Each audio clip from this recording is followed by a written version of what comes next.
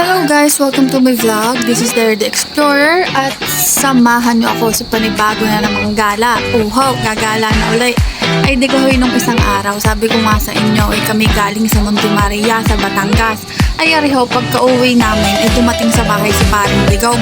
Ay kami nayakag agad at kami daw ay sama-samang magsuswimming. Ay uhaw, ay diyan kararating pa lang ay naging pake ng uling ng gamit. At talaga nung sinamahan namin na rin aming mga probong arat ng sandaang magkayakagan. Ay diyan nga ho, ay nung una ho ay sa San Juan kami pumunta. Ay wala hong magpapasok sa amin at medyo madaling araw na ho ay didili kami nagpunta sa may Quezon. Ho, ay diyan kami nakapasok din at ito naman talagang sayahan. Ay diyan, dumali na si Paring Digong.